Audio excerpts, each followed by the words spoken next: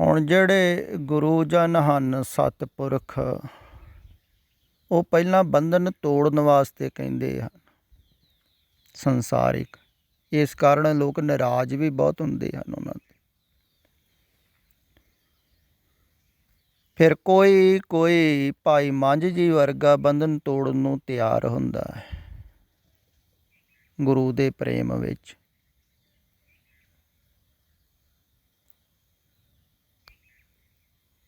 ਅਤੇ ਉਹ ਜਦੋਂ ਸਾਰੇ ਹੀ ਬੰਧਨ ਤੋੜਦਾ ਹੈ ਅਤੇ ਗੁਰੂ ਕੋਲ ਪਹੁੰਚ ਜਾਂਦਾ ਹੈ,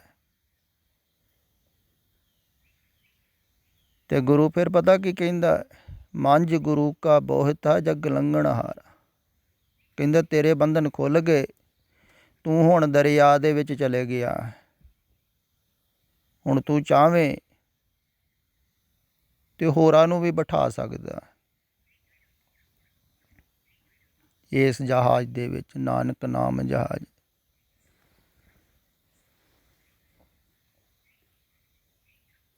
ਅਤੇ ਜਿੰਨਾ ਚਿਰ ਬੰਧਨ ਨਹੀਂ ਖੁੱਲ੍ਹਦੇ ਹਨ, ਬੰਧਨ ਨਹੀਂ ਟੁੱਟਦੇ ਹਨ,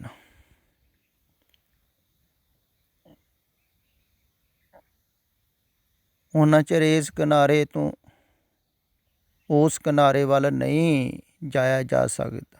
ਆ ਸੱਤ ਵੱਲੋਂ ਬੰਧਨ ਟੁੱਟਣਗੇ, ਖੁੱਲ੍ਹਣਗੇ, ਥੋੜ੍ਹੇ ਖੁੱਲ੍ਹਣਗੇ, ਢਿੱਲੇ ਕਰੋਗੇ ਅਤੇ ਥੋੜ੍ਹੀ ਜਿੰਨੀ ਰੱਸੀ ਢਿੱਲੀ ਕਰੋਗੇ ਉਨੀ ਬੇੜੀ, ਇਹ ਨਾਵ ਤੁਹਾਡੀ ਅੱਗੇ ਨੂੰ ਜਾਵੇਗੀ ਸੱਤ ਵਾਲੇ ਪਾਸੇ।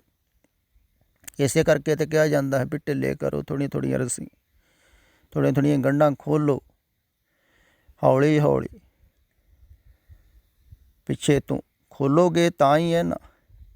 ਫਿਰ ਜਿੰਨਾ ਚਿਰ ਤੁਸੀਂ ਇਹ ਗੰਢਾਂ ਖੋਲ੍ਹਦੇ ਹੋ, ਇਸੇ ਕਾਰਨ ਮੈਂ ਕਹਿ ਰਿਹਾ ਹਾਂ ਨਾ, ਅਕਸਰ ਹੀ ਕਹਿੰਦਾ ਹਾਂ ਵੀ ਨਾਮ ਸਿਮਰਨ ਜਪ ਤਪ ਜਿੰਨਾ ਵੀ ਹੈ,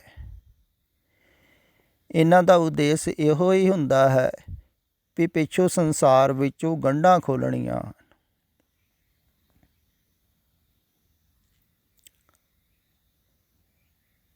ਸੰਸਾਰ ਦੇ ਬੰਧਨ ਪਹਿਲਾਂ ਤੋੜਨੇ ਹਨ, ਉਹਨਾਂ ਵਾਸਤੇ ਇਹ ਜਪ ਹੈ, ਇਹ ਚਿੰਤਨ ਹੈ, ਸਿਮਰਨ ਹੈ, ਜਾਂ ਸ਼ਬਦ ਦਾ ਸਹਾਰਾ ਕਹਿ ਲਓ। ਕੋਈ ਧੁਨ ਦਾ ਸਹਾਰਾ ਲੈਂਦਾ, ਉਹ ਕਿਉਂ ਲੈ ਰਿਹਾ ਹੈ? ਸੰਸਾਰ ਵੱਲੋਂ ਧਿਆਨ ਹਟਾਉਣ ਵਾਸਤੇ, ਬੰਧਨ ਖੋਲ੍ਹਣ ਵਾਸਤੇ ਕਹਿ ਲਓ, ਰੱਸੀਆਂ ਖੋਲ੍ਹਣ ਵਾਸਤੇ। ਧਿਆਨ ਦੀਆਂ ਰੱਸੀਆਂ ਬੱਧੀਆਂ ਹਨ, ਉਹਨਾਂ ਨੂੰ ਖੋਲ੍ਹਣ ਵਾਸਤੇ ਕੋਈ ਸ਼ਬਦ ਦਾ ਸਹਾਰਾ ਲੈ ਸਕਦਾ, ਕੋਈ ਧੁਨ ਦਾ ਲੈ ਸਕਦਾ, ਕੋਈ ਧਿਆਨ ਕਰ ਸਕਦਾ। ਬਹੁਤ ਢੰਗ ਨਾਲ ਧਿਆਨ ਹਨ, ਤੋ ਸਿਰਫ ਬੰਧਨ ਤੋੜਨ ਵਾਸਤੇ ਕਰਨੇ ਇਹ ਧਿਆਨ, ਇਹ ਜਪ ਤਪ, ਇਹ ਸਾਧਨ।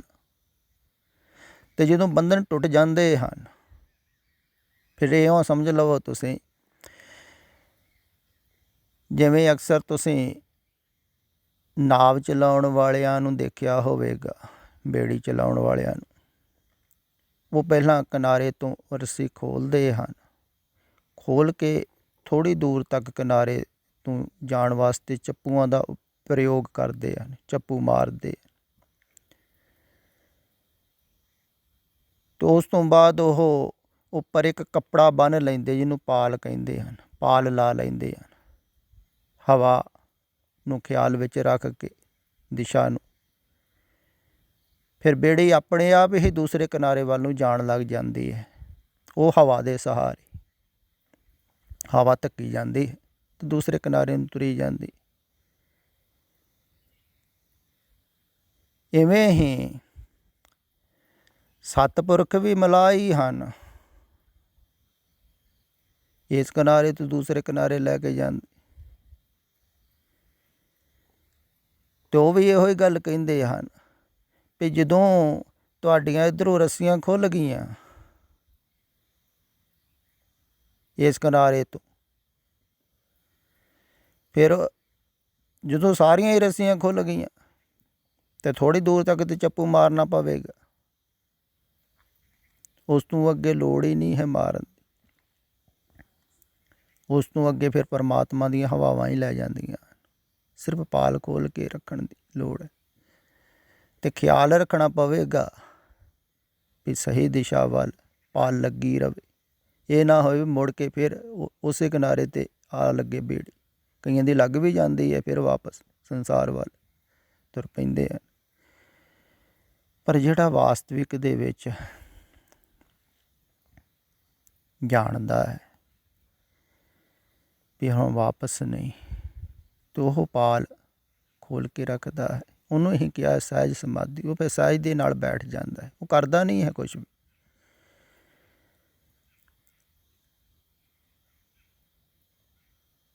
ਉਹ ਅਕਰਤਾ ਹੋ ਜਾਂਦਾ ਹੈ, ਉਹ ਸਹਿਜ ਹੋ ਜਾਂਦਾ ਹੈ। ਫਿਰ ਪਰਮਾਤਮਾ ਦੀ ਹਵਾਵਾਂ ਹੀ ਅੱਗੇ ਅੱਗੇ ਅੱਗੇ ਅੱਗੇ ਲਈ ਜਾਂਦੀਆਂ। ਪਰ ਜਿੰਨਾ ਚਿਰ ਇੱਧਰ ਰੱਸੀਆਂ ਬੱਧੀਆਂ ਹੋਈਆਂ ਹਨ, ਇਸ ਕਿਨਾਰੇ ਦੇ ਨਾਲ ਤੁਹਾਡੀ ਨਾਭ ਬੱਧੀ ਹੋਈ ਧਿਆਨ ਦੀ, ਧਿਆਨ ਹੀ ਲੱਗਾ ਹੋਇਆ ਹੈ, ਅਤੇ ਉਹਨਾਂ ਚਿਰ ਇਹ ਕੋਸ਼ਿਸ਼ ਕਰਨੀ ਪਵੇਗੀ, ਯੁੱਧ ਕਰਨਾ ਪਵੇਗਾ ਕਹਿ ਲਓ ਇਹ ਸੂਰਬੀਰਾਂ ਨਾਲ, ਜਿਹੜੇ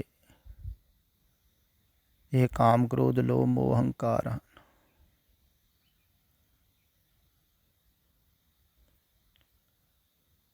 ਅਤੇ ਜਿਹੜਾ ਇਹ ਯੁੱਧ ਕਰਦਾ ਹੈ ਨਾ ਅੰਤਰੀਵ ਇਹਨਾਂ ਨਾਲ, ਐਸਾ ਕੌਣ ਬਲੀਰ ਜਿਨ ਮਾਰੇ ਪੰਜ ਸੂਰਬੀਰ। ਕੋਈ ਵਿਰਲਾ ਹੈ, ਕਿਉਂਕਿ ਇਹ ਯੁੱਧ ਬਹੁਤ ਕਠਿਨ ਹੈ। ਇਸ ਕਰਕੇ ਇਸ ਯੁੱਧ ਕਰਨ ਵਾਲੇ ਨੂੰ ਜ਼ਿਆਦਾ ਵੱਡਾ ਯੋਧਾ ਕਿਹਾ। ਕਹਿੰਦੇ ਸੂਰੇ ਸੇ ਨਾ ਆਖੀਅਨ ਭਿੜ ਮਰੇ ਭਿੜ ਸੂਰ, ਸੂਰੇ ਸੇ ਹੀ ਨਾਨਕਾ ਜਿਨ ਮਨ ਸਦਾ ਹਦੂ। ਕਹਿੰਦੇ ਉਹ ਸੂਰਮੇ ਹਨ ਜਿਹੜੇ ਪਰਮਾਤਮਾ ਵੱਲ ਨੂੰ ਚੱਲ ਪਏ, ਉਹਦੀ ਹਜ਼ੂਰੀ ਵੱਲ ਨੂੰ ਚੱਲ ਪਏ।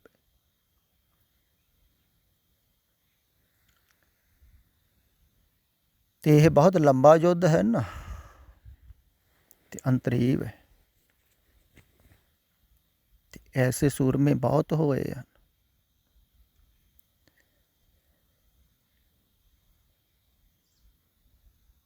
ਭਾਈ ਮੰਝ ਜੀ ਵਰਗੇ,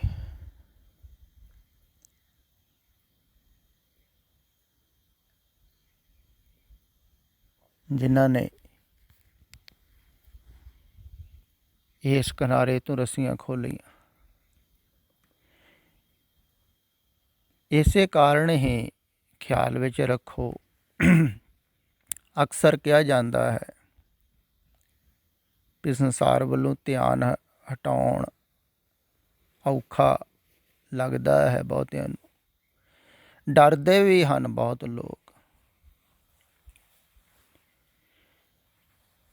ਡਰ ਇਹੋ ਹੀ ਹੁੰਦਾ ਹੈ ਵੀ ਜਿਨ੍ਹਾਂ ਵਿੱਚ ਤੁਸੀਂ ਰਹਿ ਰਹੇ ਹੋ, ਜਿਨ੍ਹਾਂ ਦੇ ਨਾਲ ਰਹਿ ਰਹੇ ਹੋ, ਜਾਣ ਪਹਿਚਾਣ ਹੈ, ਆਪਣੇ ਲੱਗਦੇ ਹਨ, ਸਹਿਯੋਗ ਵੀ ਦਿੰਦੇ ਹਨ, ਕੰਮ ਵੀ ਆਉਂਦੇ ਹਨ, ਅਤੇ ਤੁਹਾਨੂੰ ਲੱਗਦਾ ਹੈ ਵੀ ਇਹ ਸਹਿਯੋਗ ਦੇਣਗੇ, ਖਿਆਲ ਰੱਖਣ। ਅਗਰ ਇਹਨਾਂ ਦਾ ਸਹਾਰਾ ਸਾਰਿਆਂ ਦਾ ਛੱਡ ਦਿੱਤਾ ਅਤੇ ਗਾਹਾਂ ਫਿਰ ਕੀ ਹੋਊ? ਫਿਰ ਅੱਗਾ ਕੁਛ ਦਿਖਦਾ ਵੀ ਨਹੀਂ ਨਾ। ਵੀ ਇਹ ਕਿਨਾਰੇ ਤੋਂ ਰੱਸੀਆਂ ਖੋਲ੍ਹ ਦਿੱਤੀਆਂ ਸਾਰੀਆਂ, ਅਤੇ ਅਗਲਾ ਕਿਨਾਰਾ ਤਾਂ ਦਿਖ ਨਹੀਂ ਰਿਹਾ। ਪਰ ਜਿਨ੍ਹਾਂ ਨੂੰ ਦਿਖਦਾ ਹੈ ਉਹ ਕਹਿੰਦੇ ਹਨ ਖੋਲ੍ਹ ਦਿਓ, ਤੁਸੀਂ ਫਿਕਰ ਨਾ ਕਰੋ, ਉਹਨਾਂ ਦੇ ਸਹਾਰੇ ਤੁਸੀਂ ਖੋਲ੍ਹ ਸਕਦੇ ਹੋ, ਜਿਵੇਂ ਭਾਈ ਮੰਝ ਨੇ ਖੋਲ੍ਹੀ ਇਸ ਕਿਨਾਰੇ ਤੋਂ ਰੱਸੀ।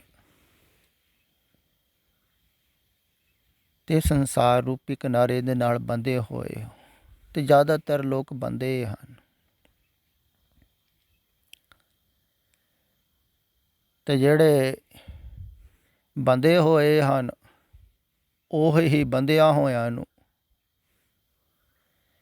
ਹੋਰ ਬੰਧਨ ਦੇ ਵਿੱਚ ਪਾ ਰਹੇ ਹਨ। ਦੇਖੋ ਕਮਾਲ ਦੀ ਗੱਲ, ਮੈਨੂੰ ਕੱਲ੍ਹ ਇੱਕ ਹੋਰ ਵੀ ਗੱਲ ਦਾ ਪਤਾ ਲੱਗਾ ਹੈ ਵੀ ਇਹਨਾਂ ਦੇ ਉੱਥੇ ਡੇਰੇ ਵਿੱਚ ਜੋ ਭਾਈ ਸੇਵਾ ਸਿੰਘ ਜੀ ਤਰਮਾਲੇ ਵਾਲਿਆਂ ਦਾ ਹੈ, ਵੀ ਬ੍ਰਹਮ ਗਿਆਨ ਕਰਵਾਇਆ ਜਾਂਦਾ ਹੈ, ਬ੍ਰਹਮ ਗਿਆਨ ਦੇ ਸਰਟੀਫਿਕੇਟ ਵੀ ਦਿੱਤੇ ਜਾਂਦੇ ਹਨ। ਹੱਦ ਹੋ ਗਈ। ਬ੍ਰਹਮ ਗਿਆਨ ਦੀ ਡਿਗਰੀ ਐਸਾ ਹੋ ਸਕਦਾ ਹੈ? ਕੋਈ ਦੇ ਸਕਦਾ ਹੈ ਬਾਹਰੋਂ? ਬ੍ਰਹਮ ਗਿਆਨ ਬਾਹਰੋਂ ਥੋੜ੍ਹੀ ਹੁੰਦਾ ਹੈ। ਇਹ ਬੜੀ ਮੂੜਤਾ ਵਾਲੀ ਗੱਲ ਹੈ, ਵੱਡੀ। ਇੰਨੀ ਬੇਸਮਝੀ ਫਿਰ ਲੋਕ ਵੀ ਨਹੀਂ ਸਮਝ ਰਹੇ ਹਨ ਵੀ ਬ੍ਰਹਮ ਗਿਆਨ ਜਿਹੜਾ ਹੈ ਉਹ ਬਾਹਰੋਂ ਜਾਣਕਾਰੀ 'ਤੇ ਨਿਰਭਰ ਥੋੜ੍ਹੀ ਹੈ, ਕੁਛ ਕਰਕੇ ਥੋੜ੍ਹੀ ਮਿਲਦਾ ਹੈ ਬ੍ਰਹਮ ਗਿਆਨ।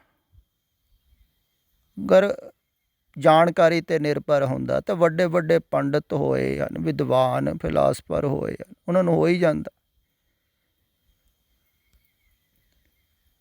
ਉਹਨਾਂ ਨੂੰ ਤਾਂ ਮੂੜ ਗਿਆ ਹੈ। ਨਾ ਹੀ ਕੁਛ ਕਰਕੇ ਹੁੰਦਾ ਬ੍ਰਹਮ ਗਿਆਨ। ਬਹੁਤ ਬਹੁਤ ਯੋਗੀ ਤਪੱਸਰ ਹੋਏ ਹਨ, ਬੜੀਆਂ ਮਿਹਨਤਾਂ ਕਰਦੇ ਰਹੇ, ਅਤੇ ਬ੍ਰਹਮ ਗਿਆਨ ਬਾਹਰ ਕੁਛ ਨਾ ਕਰਕੇ ਹੁੰਦਾ ਹੈ, ਨਾ ਜਾਣਕਾਰੀ ਦੁਆਰਾ ਹੁੰਦਾ ਹੈ। ਲੋਕ ਸੋਚਦੇ ਹਨ ਵੀ ਧਾਰਮਿਕ ਜਾਣਕਾਰੀ ਸਾਰੀ ਹੋ ਗਈ ਅਤੇ ਗਿਆਨ ਹੋ ਗਿਆ।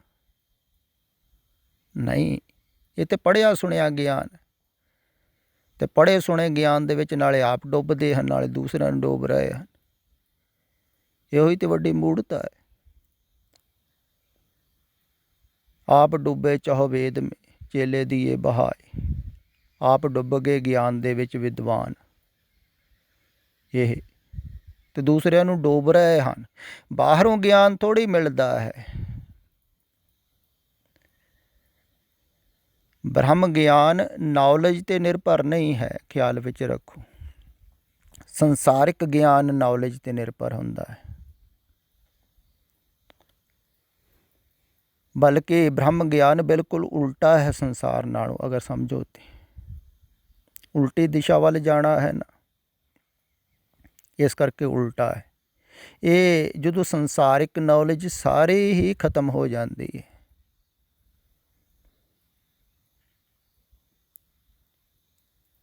ਫਿਰ ਆਦਮੀ ਬਿਲਕੁਲ ਸਾਫ਼ ਹੋ ਜਾਂਦਾ ਹੈ। ਮਨ ਨਿਰਮਲ ਪਿਆ ਜੈਸਾ ਗੰਗਾ ਨੀਰ। ਫਿਰ ਪਾਛੇ ਲਾਗੋ ਹਰ ਫਿਰ ਕਹਿਤ ਕਬੀਰ ਕਬੀਰ। ਸਾਫ਼ ਨਿਰਮਲ ਹੋ ਗਈ।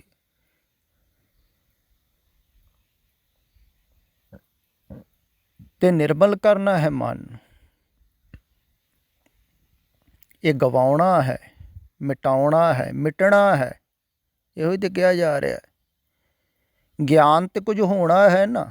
ਗਿਆਨ ਤੇ ਜਾਣਕਾਰੀ ਹੈ, ਤੁਸੀਂ ਜਾਣਕਾਰੀ ਕਰ ਲਈ, ਗਿਆਨੀ ਬਣ ਬੈਠੇ, ਤੇ ਜਾਣਕਾਰੀ ਤੇ ਬਾਹਰੋਂ ਮਿਲ ਜਾਂਦੀ ਹੈ। ਤੇ ਦੇਖੋ ਕੈਸੇ ਕੈਸੇ ਕੰਮ ਹੋ ਰਹੇ ਹਨ ਦੁਨੀਆ ਦੇ ਵਿੱਚ। ਬ੍ਰਹਮ ਗਿਆਨੀ ਵੀ ਪੈਦਾ ਹੋ ਰਹੇ ਹਨ,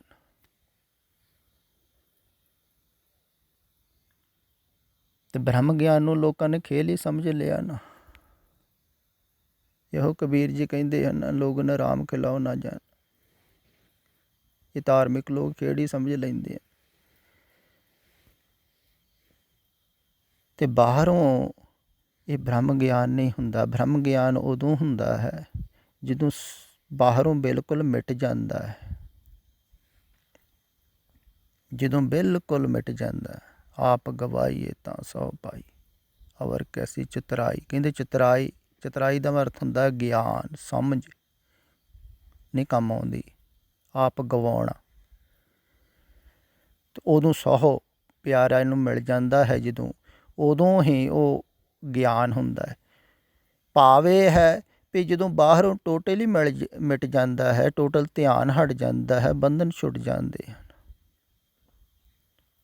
ਉਦੋਂ ਉਹ ਇੱਕ ਦੇ ਵਿੱਚ ਪਹੁੰਚ ਜਾਂਦਾ ਹੈ, ਅਥਾਹ ਸਾਗਰ ਦੇ, ਅਸੀਮ ਸਾਗਰ ਦੇ। ਅਤੇ ਉਦੋਂ ਇੱਕ ਦਾ ਬੋਧ ਹੁੰਦਾ ਹੈ। ਅਤੇ ਉਹ ਜਿਹੜਾ ਇੱਕ ਦਾ ਬੋਧ ਹੈ ਨਾ, ਉਹ ਜਿਹਨੂੰ ਹੁੰਦਾ ਹੈ ਉਹਨੂੰ ਹੀ ਬ੍ਰਹਮ ਗਿਆਨੀ ਕਿਹਾ ਹੈ। ਉਹ ਫਿਰ ਅਨੇਕ ਨਹੀਂ ਦੇਖਦਾ।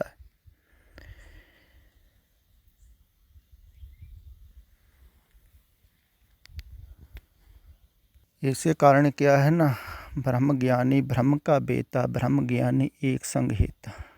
ਇੱਕ ਦੇ ਨਾਲ ਹਿੱਤ ਹੋ ਗਿਆ ਤਾਂ ਉਹ ਇੱਕ ਨੂੰ ਹੀ ਦੇਖਦਾ ਹੈ, ਅਨੇਕ ਨੂੰ ਨਹੀਂ ਦੇਖਦਾ। ਉਹ ਇੱਕ ਦੇ ਨਾਲ ਜੁੜ ਗਿਆ, ਇੱਕ ਦਾ ਬੋਧ ਹੋ ਗਿਆ, ਉਹਨੂੰ ਹੀ ਬੁੱਧ ਕਿਹਾ। ਅਤੇ ਉਹ ਤਾਂ ਅੰਦਰ ਜਾ ਕੇ ਹੁੰਦਾ, ਬਾਹਰੋਂ ਤਾਂ ਮਿਟ ਜਾਂਦਾ ਹੈ। ਬਾਹਰ ਦੀ ਜਾਣਕਾਰੀ ਤਾਂ ਸਭ ਛੁੱਟ ਜਾਂਦੀ, ਸਭ ਗਿਆਨ ਛੁੱਟ ਜਾਂਦਾ ਹੈ, ਸਭ ਧਿਆਨ ਛੁੱਟ ਜਾਂਦਾ ਹੈ, ਸਭ ਕੁਝ ਛੁੱਟ ਜਾਂਦਾ ਹੈ। ਜਾਪ ਮਰੇ ਜਪਾ ਮਰੇ ਅਨਹਦੂ ਮਰ ਜਾਏ, ਸਭ ਕੁਛ ਹੀ ਮਰ ਜਾਏ ਭਾਵ ਕਿ ਛੁੱਟ ਜਾਂਦਾ। ਸੁਰਤ ਸਮਾਣੀ ਸੁਣ ਤਾਕੋ ਕਾਲ ਨਾ ਖਾਏ।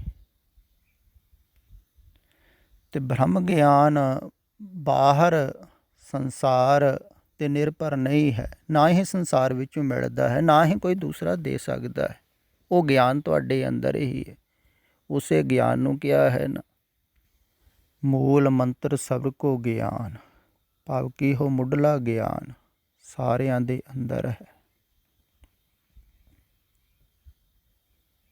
ਭਾਵ ਕਿ ਜਿਹੜੇ ਦਰਵਾਜ਼ੇ 'ਤੇ ਤੁਸੀਂ ਆਏ ਹੋ ਉਹਦਾ ਗਿਆਨ ਤੁਹਾਨੂੰ ਹੈ।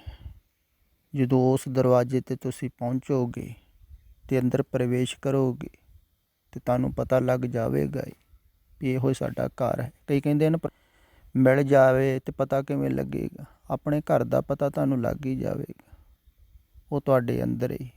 ਜਿਸ ਘਰ ਤੋਂ ਰਹਿਣਾ ਬਸਣਾ ਸੋ ਘਰ ਦਿਓ ਵਿਸਾਰ, ਉਸ ਨੂੰ ਵਿਸਾਰ ਕੇ ਬਾਹਰ ਤੁਰੇ ਫਿਰਦੇ ਧੱਕੇ ਖਾਂਦੇ। ਨਾ ਖਾਓ ਇਹਨਾਂ ਘਰਾਂ ਦੇ ਵਿੱਚ ਧੱਕੇ, ਕਿੰਨਾ ਚਿਰ ਖਾਓਗੇ? ਆ ਜਾਓ ਵਾਪਸ ਆਪਣੇ ਘਰ, ਨਿੱਜ ਘਰ ਦੇ ਵਿੱਚ, ਉਹ ਤੁਹਾਡੇ ਅੰਦਰ ਹੀ ਹੈ।